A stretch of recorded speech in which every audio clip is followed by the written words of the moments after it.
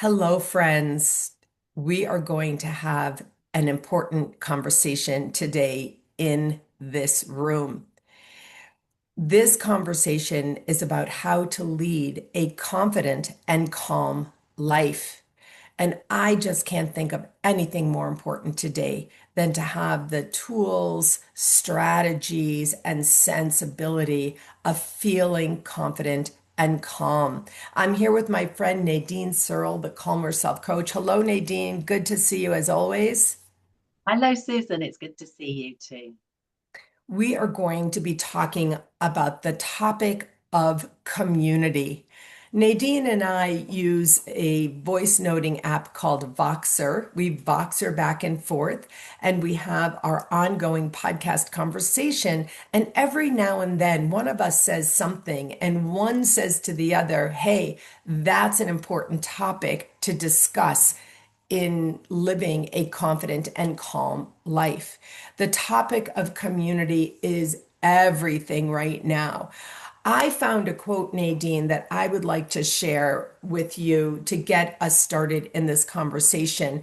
Nadine and I have already been meeting this morning and talking about it. And as always, we're inviting you in as one of our friends to participate in this conversation with us. Here's the quote, Nadine. A true community is not just about being geographically close to someone or part of the same social web network.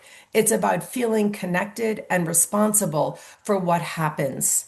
Humanity is our ultimate community, and everyone plays a crucial role. This quote is from Rabbi Yehuda Berg. He is a teacher of Kabbalah, which are the teachings of Jewish mysticism and high consciousness.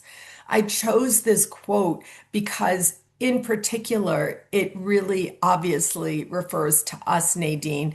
We met in the community of the Cornelia Stephanie Media Group many years ago now. We Amazing. connected and we have become fast friends, even though it's so strange. We've never met in person, but I just described you to one of your compatriots in England as one of my dearest friends. I really did, Nadine, and I feel like we are in community with each other. Do you know what I mean? Totally. And I feel the same. It's this wonderful connection that we have. Like you say, we met in a group. We're not in that group anymore, but we have kept our connection, which I think actually, remembering back, we had almost instantly, didn't we? That kind of connection. And yes, and then we talked out of the group as well, and we've built up this wonderful, it is a friendship, isn't it? Across the miles, a very, very valued friendship that we have. And like you say, we do support each other. Those wonderful words that you said there about community, to feel connected and responsible. We are definitely connected, aren't we? And responsible, we care about each other, and I feel that that's the responsibility, isn't it? We are checking in on each other, we support each other. I think that's a word, I feel very strongly about, supporting. And I feel supported by you all the time, whether I talk to you or not. And like you say, we have this Voxer way of communicating, which is not a conversation in real time, but we talk to each other. And it's so strange, isn't it? And we've talked about this on podcasts before, because we know we are being heard by the other person, even though we're not actually talking to them in real time. We know, like, if I leave you a message, I go, I know Susan's got me, I know she's heard it, I know that's fine, and I know you'll get back when the time is right. And I hope you feel the same. We share a lot of those messages, don't we? Yes, we do. And I just wrote down, we feel we are being heard. Yeah, it's Today, important. on the topic of community, gosh, being heard is one of the most important aspects of community. And yes, I know exactly what you're talking about. I know. And also, I always know your time. We have a time difference between us across the big ocean. So I always know the timing. And I know it's the middle of night for you. You'll hear it when you wake up.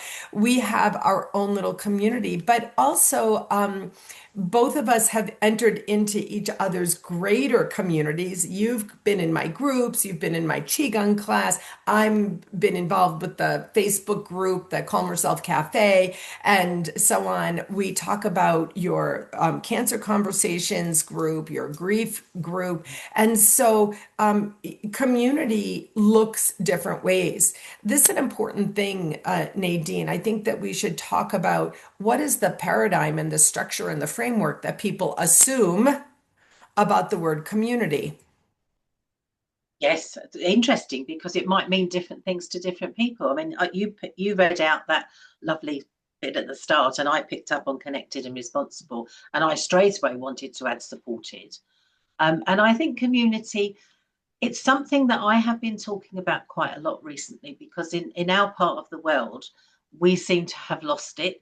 There used to be a community around um, churches, and that's not so much anymore. Sociably, things have changed. There used to be a community around pubs. We've had a conversation about drinking before, and I don't actually mean that, but we have lost a lot of our public houses. And that's what they were set up for. They were meeting places and watering holes and that kind Why of they're thing. called pubs?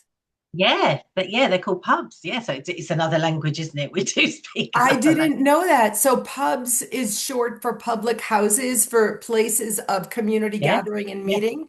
I've got to be honest, just as you said that, I thought, oh, I'm not 100% certain, but I think I'm right. Oh But yeah, that's the way it was. They used to be like stops on the way, like inns, so people would stop and right. the horses would have their water outside, and the people would go in and be fed and watered, literally, and maybe stay the night. And we have, as a community, especially when I grew up, that's where everybody met. And we have less of them now because Uh, of business. COVID changed our hospitality business, for lots of reasons, we have less of them. So people haven't got those almost automatic community venues. Wow, yes, I feel that. Yeah, so we're losing that. So we're having to find another way to build community. And I think, to be honest, some people that I talk to, they're realizing how much they need it, but they didn't realize. So, say for instance, like you mentioned, the groups that I do now, Cancer Conversations is a support group where we meet in real time, real life together in a room, which is lovely. And people say, "Oh, I really like that." We had an online community during COVID, not for Cancer Conversations, but for everything, didn't we? Yes. But people now are really needing that human face to face and the group as well, not just one person one to one, but having a feeling of and I'm doing this with my hands if people that aren't seeing, I'm doing a circle. And it's a circle, isn't it? That real feeling of we're connected. And we all know the power of a circle and community and that kind of thing. So that's what I feel with the groups. And the Grief Cafe, I think even more so. We sit around in a beautiful venue for the Grief Cafe with wonderful, luxurious armchairs, and the lights are dimmed and it's comfortable and there's refreshments provided. And we sit there, and everyone who comes in goes, "Oh, this is nice." Yeah. And when we sit in a circle and we talk and we share, and like you say, people are heard. And I think in society, people aren't being heard. And I purposely feel that I like to make sure that everybody who has something to say gets the opportunity to say it, and everyone is listening. And I am so honored and feel so pleased to be in the groups of people where they will listen. They really do listen, and then they take it in. You can feel the connection of the heart of the people in the groups, and then they will respond with the support, like we said before, "Oh, what about this?" Or they might just go, "Yeah," like you're doing with me now, Yeah, nodding. I get it. Yes, I hear you. I've got you. Yeah. So basically, I wrote down everyone gets to speak and Yeah. everyone will listen. Yes. Which is so important. And Yeah. I didn't even realize that was important. But that seems to be the formula of how these groups are developing. And I check in all the time with people. Do we want to do it this way? Do we want to try something different? And they'll go, "Oh no, we like it this way." Yeah. So people will take their time. And there's a calmness around that and a sense of peace and belonging, which I really feel people need. I mean, obviously, I come from that place of I want to create calmness and peace and love and everything. But the fact that it is actually that the belonging is something that is happening, because I honestly believe, Susan, if I was out of the picture, if I wasn't at these two groups that I do monthly, they would be doing it for each other as well. So it's wonderful to think that the community has built up, And there is such a need. There is such a need, and we need it more. We need it more and more. We really do. And the use of the word belonging is so important here about groups. I want to say a few things about that. Uh, there is a crying, yearning need that humans have for belonging. And I don't say today more than ever, I say since the dawn of time. A sense of belonging is the reason churches or pubs or, whatever got put together in the first place, a place for people to gather, to speak, to be heard, and to feel like you can belong. So I want to really invite people to ask themselves, ask yourself, where do I feel that I have a sense of true belonging? Now, Nadine, in some times in history, this is one of those times in history. Sometimes it feels hard to belong because strange things are happening every which way you look, and you literally feel that you're disconnected from this. And so, even today, when we have civil strife and political strife and militarism, overlording, it feels like a lot of people feel alone. And even in communities they might engage in, they may suddenly feel like looking around, where's my place here? I'm not sure I really do belong here. The sense of personal safety is the thing that you would hope people get from their own family of origin. We know sadly that's simply not true, that there's a lot of unsafety in families for children.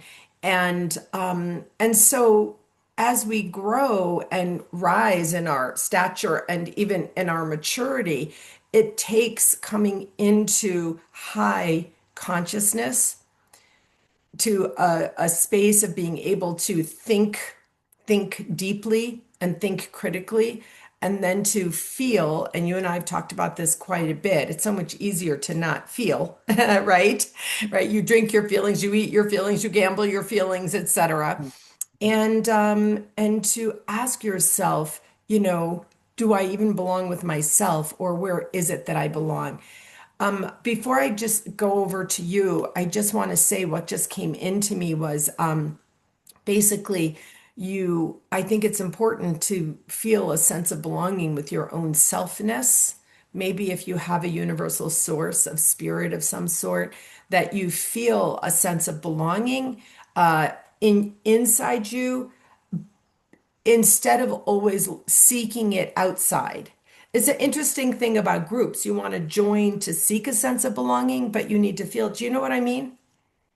Yes, I totally know what you mean. And it is that balance again, isn't it? Of feeling, yes, I am part of a group, but I'm also myself and a whole as well. And the group gives you that sense of wholeness and being as well, which is quite magical in a way. So I do feel that as well.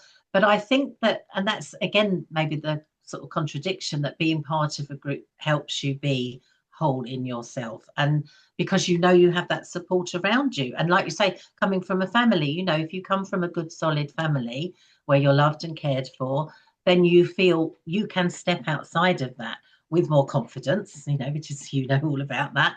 And but still feel that you've got that behind you, so you can stretch further if you like, and that kind of thing. And I'm speaking from the point of view of people that I know that have a big family, and they know they're always there and everything, but they don't actually necessarily see them that often, but they feel them. And it's all about, like you say, the feeling. And I think that is the same with the groups, and I'm calling what me and you have together a group.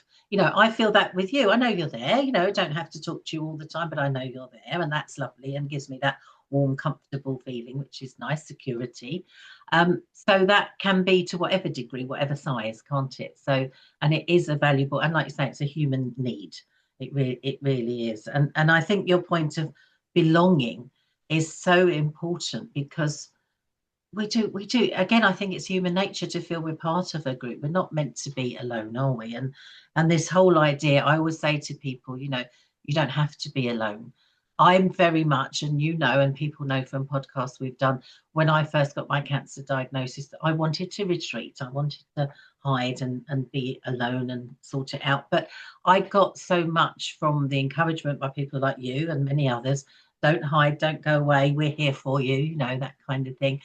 And I can now give that back to a certain degree with these groups, because people know that they can come and they're welcome Oh my and that's gosh, kind of that's thing. so amazing. It is, isn't it? It's a lovely way. It's almost like the full circle kind of thing, because I felt it and I really appreciated it. So now I realize the importance. And as I say, it gives a little degree of giving back, only a little bit. But it is true. And when you think about it, and I was thinking about it as you said it, the two groups that I'm really, that are my passion at the moment are to do with really, really terrible things happening, grief and death.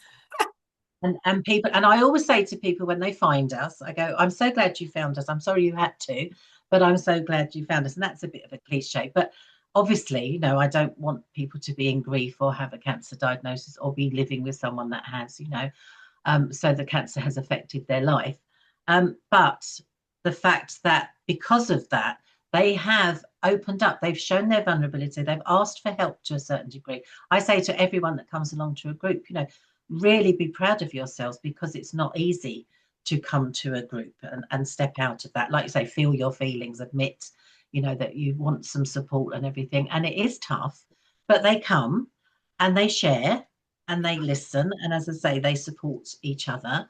And I think that's a wonderful one, I think, but it's come out of something that is really quite sad, isn't it? But that again is the wonderful, beautiful thing of how things go full circle, isn't it? Something horrible happens, but something beautiful can come out of it. So that's the way I feel about that. If you have my favorite word and concept is agency. I was thinking as you were talking, I wrote down, belonging versus being alone. Yeah, So, gosh, Nadine, it really came into me with your cancer diagnosis. We've talked about it. You've been so, free and sharing and giving of so much of your experience here in this conversation that we have, this ongoing conversation.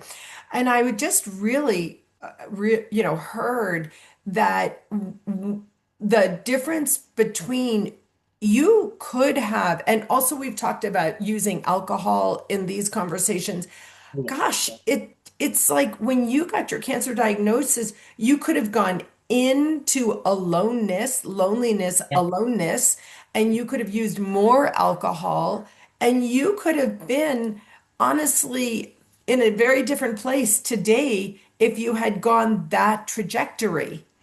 yeah, And yet here you are, living in cancer survival or whatever, however you say it, living with cancer, living with the cancer diagnosis, whatever. And you're running groups to what? Give back to others who have supported you.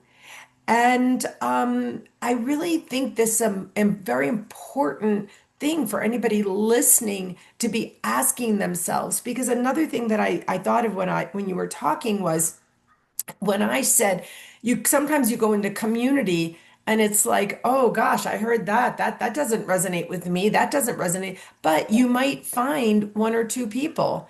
And that happened to me recently. I've gotten involved in a new type of group and community, and there's a few people who are resonated with whom I've resonated and who have resonated with me. And one of them invited me to a potluck that he and his family have periodically. And so he's just one person in a large group, but he's a young guy with young kids and a family. And I like him and he gets me. And so you know what? I said yes. So I'm going to have a lovely little community experience this later today. And this really is the whole deal. It's so important that we say this, Nadine. It's so important that we acknowledge when you go into community of some sort, a group, an organization, you may not like everyone, you may not get everyone, but there yeah, may be, just like you and I, in that one small group that we were in, there may be the person waiting for you. yeah. And I think that's so valuable to recognize because, as I said earlier, there's a lot. So, and I've done it myself. I joined groups, when I had my cancer diagnosis for support for myself and everything, and I was quite resistant. I put lots of obstacles in the way, for so many reasons. But it really was a factor, and one of them was, oh, there might be someone there I don't like, or it might not be for me. I don't know. But it doesn't matter. And I remember being at one group, and this wasn't it was just long before, decades before my cancer diagnosis. And it was a self-help kind of thing. I was trying to improve myself. I always have been. And I remember they wanted us to team up. I think it was about 20 people in the room. And they said, we're going to put you into pairs and everything. And I straight away started looking around the room going, oh, I don't want to be with that one. I don't want to be with that one. That was where my mind was going. And I don't know if that's what everyone does. But the person that was running this group just said, before you start thinking about who you don't want to be paired up with, whoever you are paired up with will be the right person for you at this moment in time. Just go with it. And Wow. I was quite cross because I thought, oh, he's read my mind. He's like, Yeah. but he was so right. I was paired up with someone that was on my little list of I didn't want to, my gut feeling, which is so wrong, isn't it? But that's what I did. And then what we found out about each other was we had a lovely connection. And it was lovely to be, I would say told what to do, but be invited to go, have an open heart with this and an open mind because this person is right for you at the moment. That's and that again is sort of getting out of your own way, isn't it? And just going with it, which is so lovely. But you're absolutely right. When there is a group, there might be someone that gets on your nerves or whatever, but it's almost like it doesn't matter enough to stop you being part of that community, is it? So I think that's really lovely. And going back to what you said earlier about myself, I was so lucky, wasn't I, that I did have a community around me to help me when I was really low and when I was really feeling bad. So luckily, I didn't go back to my old habits and patterns of alcohol and all that kind of stuff, because if I had stayed without community, without that love and care around me, I would have done. It would have been, I know that for certain. Yeah. So thankfully, because of the people around me in my life, not necessarily near, but all over, um, they supported me, and still do. And you obviously are one of those valuable people. And that's the thing, to have that around you, it does help you. We don't have to be alone. Sometimes, I mean, I like being alone sometimes, Yeah. but it's so important to feel that there are people, because how many people do go, oh, there's no one there for me. And if you do get involved with some kind of community, and as I say, I think nowadays it's harder than it used to be, then then you do find that there are people there, and like you said earlier, might just be one or two. How many do you need? You know, Exactly. Community does not have to be big. So, a few things. First of all, I just want to say thank you for sharing the most vulnerable, intimate truth. This is why I love our conversations. And I feel so strongly, neither of us do promotion the way other people do of their things, and there's no perfection here. Anybody who finds us and anybody who listens to this and hears you say vulnerably and honestly, if I hadn't broken out, at that moment with the cancer diagnosis, you took a few minutes to come in and figure out you were in a completely new skin, mm, immediately in a new skin that would never ever go back to the old skin. We've talked about that in our own episodes on the cancer journey and the cancer experience. And you would have been, because I know you, I know you, and I felt the energy, and I know that you would have been, gone down, down, down, yeah, in, and the impact of alcohol use and all of that. I do know that. And instead, you've raised up, you've opened up. And it's not that you have to be in community all the time. No, of course, most of us are, creatures who need some sense of quiet and alone time. Alone is not lonely. It's when feelings of loneliness begin to plague you that we're talking about. And then you said you were resistant, you put up obstacles, and at that moment, in that case for you, you were uncomfortable in your own skin. As yeah, I've shared, when I ended up in divorce unexpectedly and not something I ever wanted. My whole entire life changed, and I was suddenly uncomfortable in my own skin. I myself, now, alcohol didn't happen to be my thing, but I could have gone into overeating. I could have gone into any extreme behavior that would have been bad for me. Because I was suddenly uncomfortable in my own skin.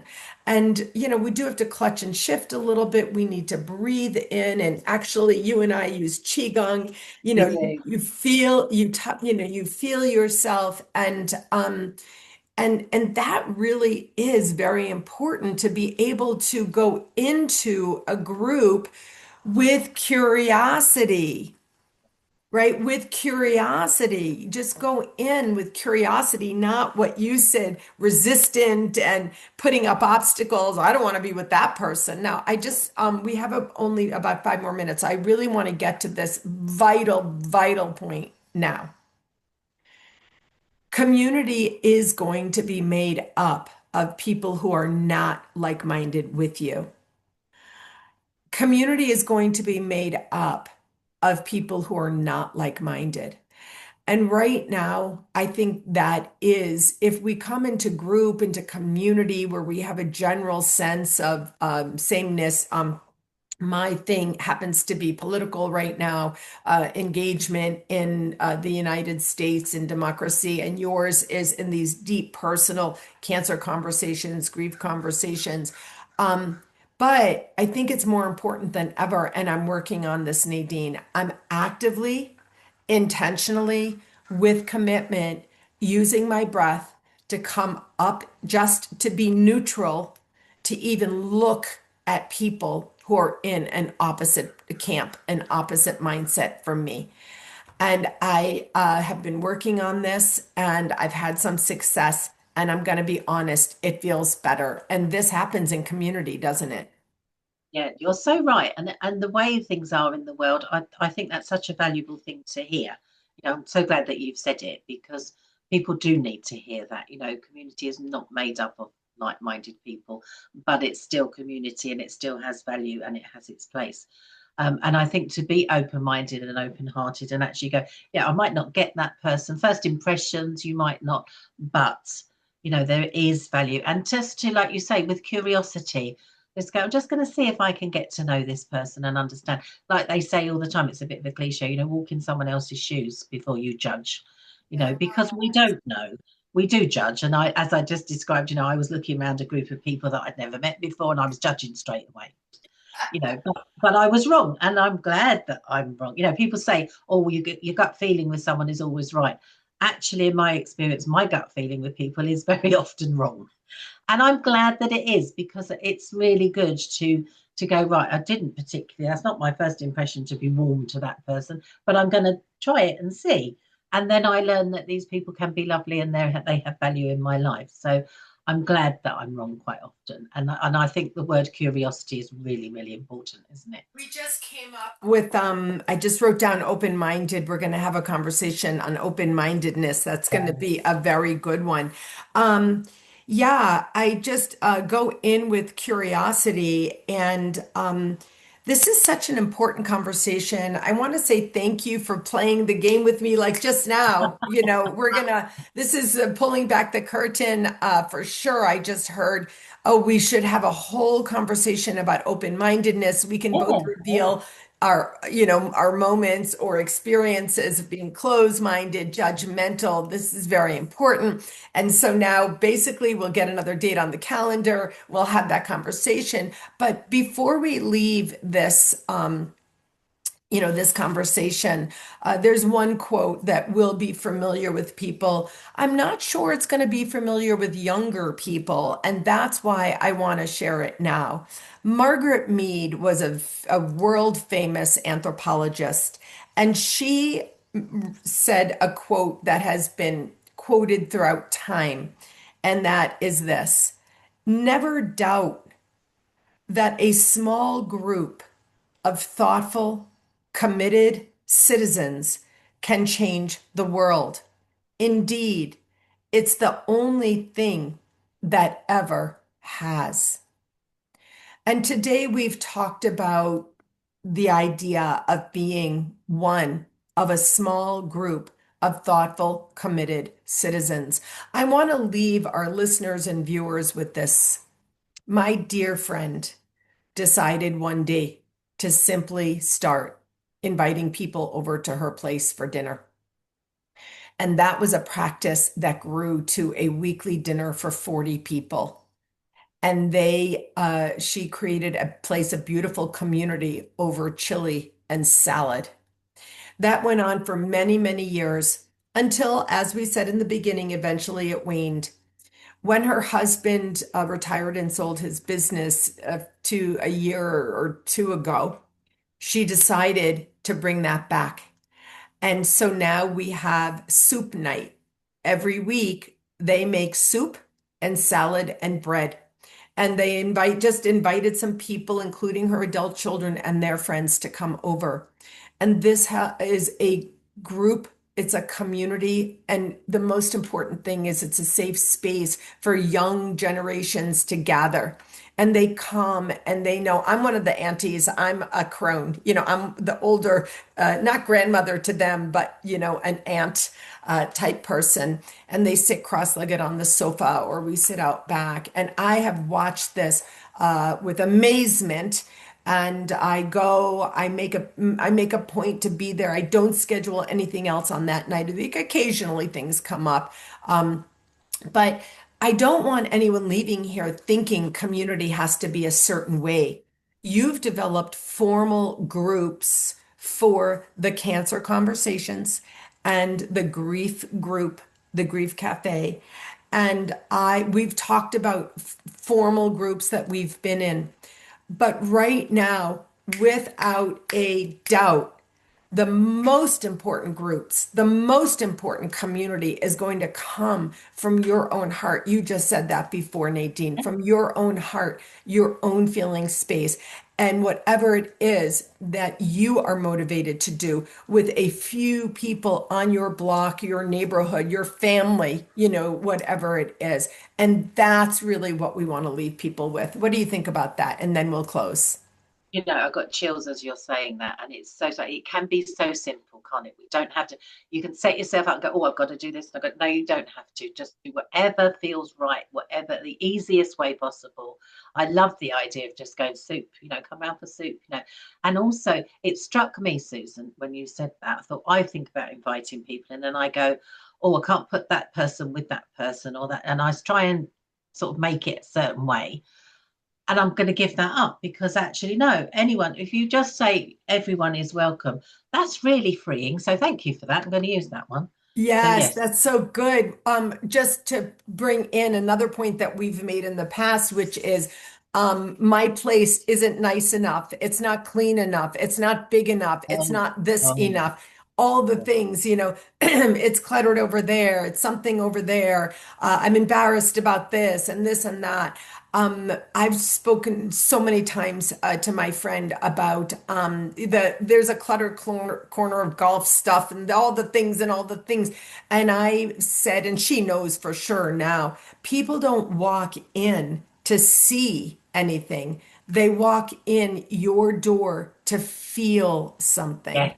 Coming back Yeah. to that feelings, so important. Yeah. Really important messages. So I hope people will take something from that and maybe, just see with curiosity, like you say, an open heart, open mind, what they can join in with, or maybe what they can create themselves, because we can do this, can't we? So thank you.